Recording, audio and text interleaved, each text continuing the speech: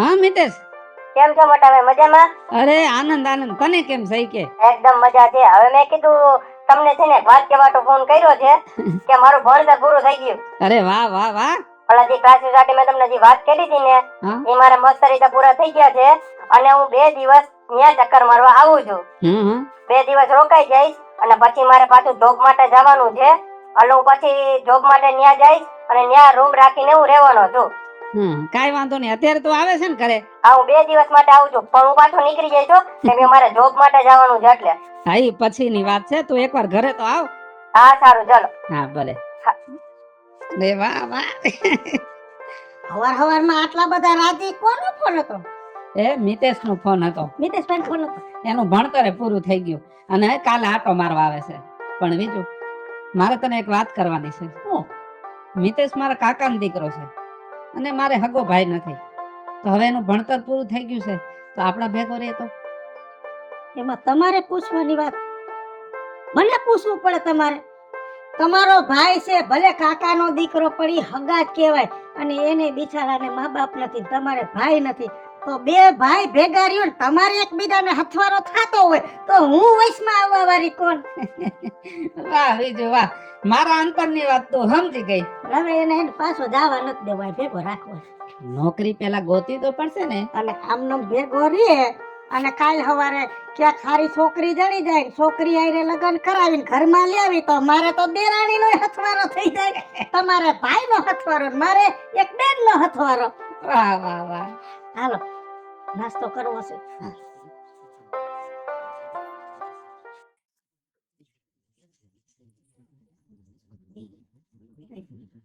બા, હા તમ કા રોવો હો? અરે બટા રોતી નથી પણ આ કેટલા દીથી આંખમાંથી પાણી નીકળે રાખે છે. તો બા મને એવું લાગે છે કે તમને મોતિયો આવી ગયો છે. હોય કદાચ હો, બને હવે. ઉંમર થઈ એટલે હવે તો ઈ બધું થવાનું છે બેટા. હાલો તો આપણે દવાખાને બતાવી આવીએ. પણ પેલા આપણે તારી બેનને તો ફોન કર, એને તો જાણ કરીએ આપણે વિજુને. એ બા પેલા આપણે બતાવી આવીએ, જરૂર પડશે ને તો બેન આને બનાવીને ફોન કરી દઈશું. સારું હાલ. હા એમ કરી હાલ. ઓ ભગવાન, હાથ પકડજે હો ભાઈ, મને આ ખમા નથી બરાબર.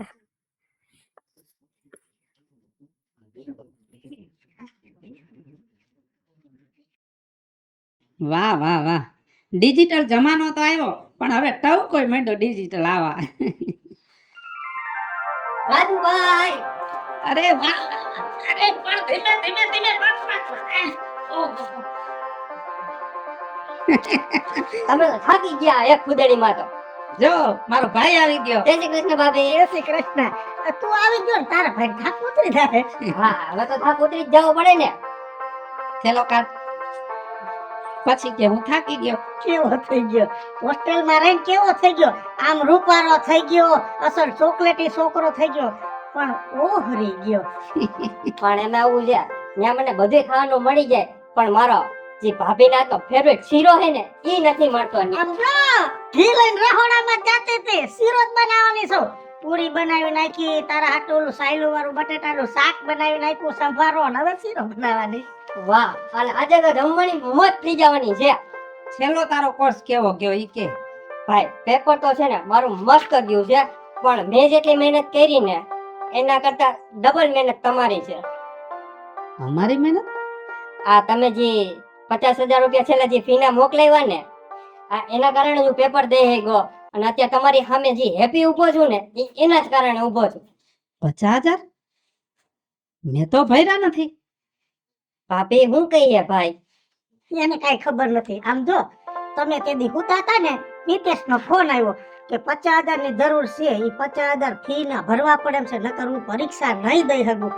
પછી તમને ખોટા ઉપાધિ નાખવા નહોતા ને પૈસા તો બચતના મારી પાસે પડ્યા હતા તો તમારા નામે મીટલાને મેં આગળ કરી દીધું. વાહ. એટલે ભાભી તમારા બચતના પૈસા તમે મને ફી માટે આપી દીધા? હવે મારી બચત કે તારા ભાઈની બચત?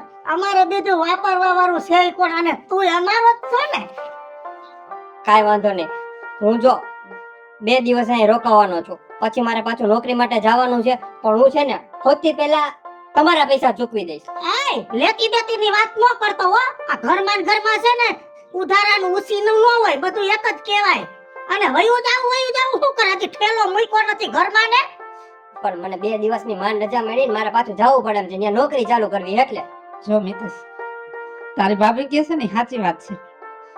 અને હવે ન્યા નથી જવું, કેમ કે તારે હવે નોકરી કરવી છે ને. આપણા મેટોડામાં કેટલાય કારખાના બન્યા છે, ત્યાં તને નોકરી મળી જાય. અને બહારનું ખાઈ અને ખોટું શરીર નથી બગાડવું. આ જો તમે લોકો છે ને મને ઇમોશનલ કરીને પછી તમે મને જવા જ નથી દેતા. ભાઈ આય રોકાઈ જા, અમારા ભેગો રે. તારો ભાઈ એકલો છે ને બહુ દુઃખ લાગે છે. મારે કોઈ નથી. અને એના કરતા જાજી ઉપાધિ તારી થાય છે કે મારા મિત્લાને તો મા બાપ નથી, નાનો છે, એકલો રહે છે.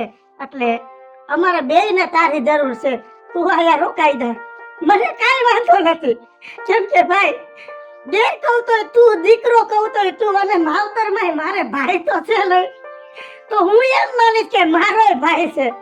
કાંઈ ભેગો રે. હવે કોઈને ક્યાંય જવું નથી. અને હવે તો જવાનું નામ લીધું ને તો મારા ને તારા ભાઈ ના હમશે. ઠેલો મૂકી દે. ના ભાઈ જો હમ ન દેતા.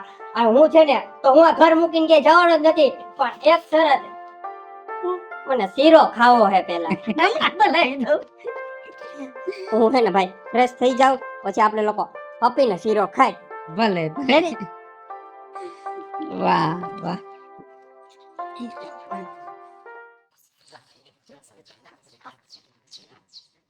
બા હવે હે ને તમે ઉપાધિ ન કરો.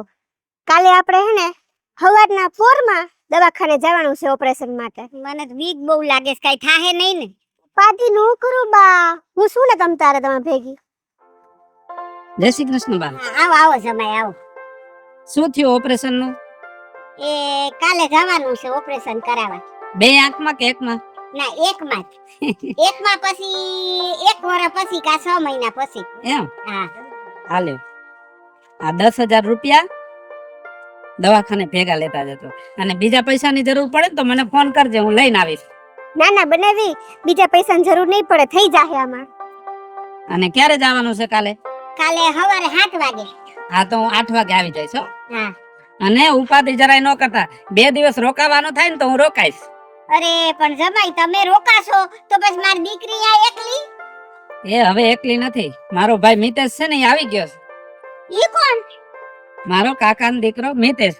અને એને માવતર નથી અને મારે ભાઈ નથી, તો કાકાનો દીકરો એ તો મારો ભાઈ જ કહેવાય ને. એટલે હવે ઈ ભેગો જ રહેશે તમારી? હા બેટા તમારે બેથી આવવાની જરૂર નથી, ખોટા હેરાન થાવું. આ કાજલ તો છે. જો બા, તમારો દીકરો હોત તો કેવી તમારી સેવા કરત. અને જે માવતરને દીકરો ન હોય ને એના જમાઈ જ દીકરા કહેવાય. અને તમે એવું ન વિચારો કે હું તમારો જમાઈ છું, હું તમારો દીકરો છું, તમારી સેવા હું કરીશ. નિત્યાસ એમ કે આ મેલા લુગડા એમને મૂકી દીધા છે. લુગડા કાઢીને છે ને મૂકી દેવાના ચોકડીમાં, રોજ ધોવાઈ જાય. લે આ જવાબ તો દે. આય ઉભો થા. આ કયો ની હું આ લુગડાની વાત કરું છું, કાઈ જવાબ ન દેતો.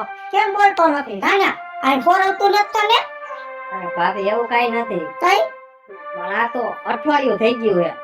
હું નોકરી હાટું ગયો તો હજી કઈ ના સમાચારે નથી, પણ ક્યાંય નોકરીનો મેળે નથી આવતો બીજે. એટલે એમાં આવું છે, મને અહીં છે ને પછી તમારા રોટલા પરાણા તોડવા નથી ગમતું મને અહીંયા. આ રોટલા પરાઈ ના છે, તારે તોડવા પડે છે, એ તને દુઃખ છે. ગાંડો થઈ ગયો છો તું? પણ ભાભી કેટલાક દી સારું લાગે, 1 દી 2 દી. એ તું છે ને આખી જિંદગી અમને હારો લાગીશ, કેમ કે તું અમારો છો, સમજો? અને ના આ જગ્યાએ કાકા કાકી જીવતા હોત અને તું ઘરે એમને બેઠો હોત તો કાકા કાકી તું ભાઈ પડત.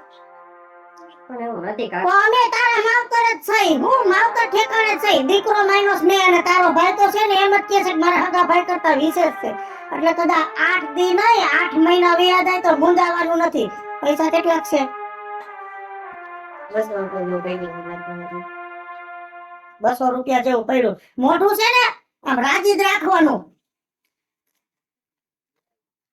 હાલે નાખા 2000 ખિસ્સામાં. અને ગમે તે જરૂર પડે ને કા તાર ભાઈ પાસેથી, તાર ભાઈ પાસે ન માંગો હોય તો મારી પાસે માંગી લેવાના. દાંત કાઢ હવે.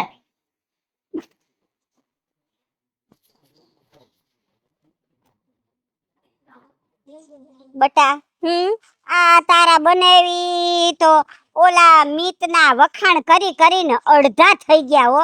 તો બા કરે જ ને, એ મિતેશનો ભાઈ છે તો કરે જ ને. એ જો ભાઈ છે પણ કઈ હગો ભાઈ નથી હો. અને જો હગા ભાઈ ઉપર ભરોસો કરાય, પારકા ઉપર ન કરાય. પારકા ઈ પારકા ને પોતાના ઈ પોતાના. કઈ આપણાને લાગે એવું કઈ પારકાને ન લાગે. અરે બા તારું સ્વભાવ ગોદી નહીં સુધરે હો. એમ નહીં, આ જો આ તારી બેને ભોળી અને તારા બનેવી એ ભોળા. કેમ? અને ઓલો ફોહલાવી તૈયા ઉપર બેહી ગયો છે ને, ફોહલાવી ખાઈ જાહે બેયને. અરે બા આ તારો સ્વભાવ છે ને ઈ કોઈ દી નહીં સુધરે. આ બેન અને બનેવી આપણે બેને કેવી સારી રીતે રાખે છે હે. એટલે જ કહું છું ભોળા છે ઈ આપણા ઈ આપણે સારી રીતે રાખે છે ને, એમાં સંતોષ રાખો ને તમે. ઈ બીજાને કેવી રીતે રાખે છે ઈ હું ચિંતા કરો હો. તું તો સુધરી જ નહીં હો બા. હાલો હવે હાલ. તું આમ તો બેન તો એની ને.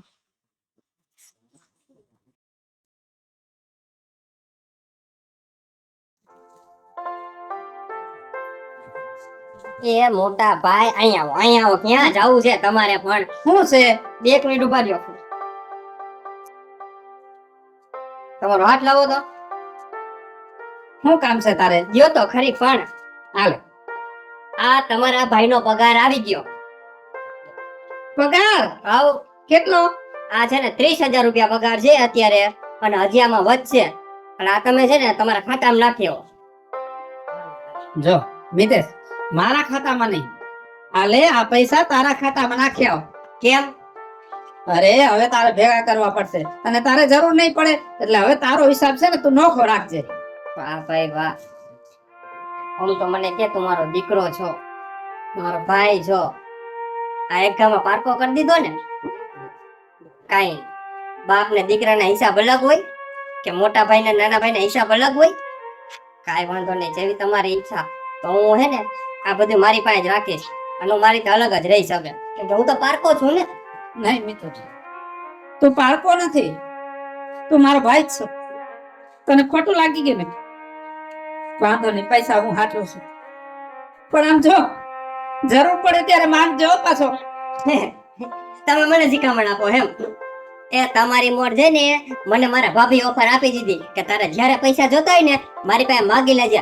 અને તમારી પાસે તો ખાલી ખાતું જ છે, મારી પાસે તો મારી વિજુ ભાભી નામની આખી બેંક છે. વાહ વાહ.